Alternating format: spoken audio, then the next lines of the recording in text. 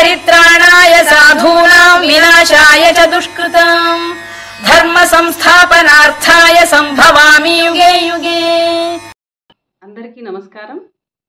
శ్రీ శ్రీ శ్రీ ఆచార్య ప్రబోధానంద యోగీశ్వరుల వారికి, జగద్గురు అయిన శ్రీకృష్ణ భగవంతునికి నమస్కరించుకుంటూ త్రైత సిద్ధాంత భగవద్గీతను గురించి మనందరము తెలుసుకుంటున్నాం.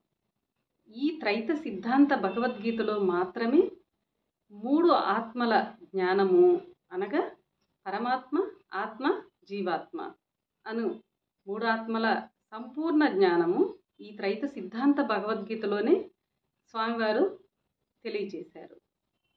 మనందరము శ్రద్ధతో, భక్తితో, వినయముతో తెలుసుకుందాం. ఈరోజు కర్మ సన్యాస యోగము అనే అధ్యాయంలో 16వ శ్లోకం గురించి తెలుసుకుందాం.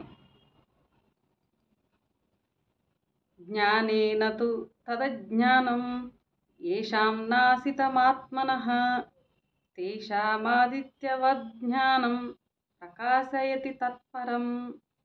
ఈ శ్లోకము ఆత్మజ్ఞానం గురించి తెలియచేశారు. భావము: జ్ఞానము చేత ఎవరి అజ్ఞానమంతయు లేకుండా పోవునో అట్టి వారికి జ్ఞానము సూర్యుని వలె ప్రకాశిస్తూ వారికున్న భ్రమలన్నీ తొలగిపోవును. వివరము: ఆరాధిస్తే తమ పాపాలన్నీ పోతాయి అని ఎన్నో ఆరాధనలు చేసేవారికి, అలా భ్రమించేవారికి, ఆరాధనలు చేస్తే పాపాలు పోతాయని భ్రమించు వారికి ఆత్మజ్ఞానము తెలియుట ద్వారా, అంటే ఆత్మజ్ఞానము కలుగుటచే వారికి ఉన్న అజ్ఞానమంతయు తొలగిపోతుంది. ఆత్మజ్ఞానము చేత జ్ఞానచూపు కలుగుట వలన కర్మల పోవు మార్గము బాగా కనిపించును. అంతవరకు వారికి ఉన్న అంధత్వము తొలగిపోవును. అంటే జ్ఞానము తెలిసి ఏ ఆరాధనలు చేయాలి, ఏ జ్ఞానము తెలుసుకోవాలి అనేది తెలిసిపోతుంది. వారికి ఉన్న అంధత్వం తొలగిపోతుంది. స్వచ్ఛమైన జ్ఞాన దృష్టి చేత పాపములు పోవుటకు యోగ మార్గము తప్ప వేరే మార్గము లేదని, అది తన మీదనే ఆధారపడి ఉన్నదని తెలియను.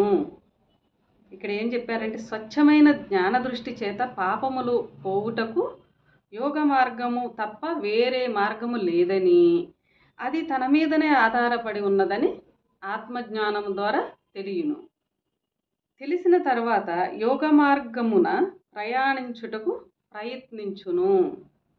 అలా యోగ మార్గం ఒకటే ఉంది, తన పాపాలన్నీ నశించిపోవుటకు అని తెలుసుకున్న తర్వాత వారు ఈ యోగ మార్గమునే ప్రయాణించుటకు ప్రయత్నించును అని ఇక్కడ స్వామివారు ఈ శ్లోకంలో తెలియజేశారు. అందరికీ నమస్కారం.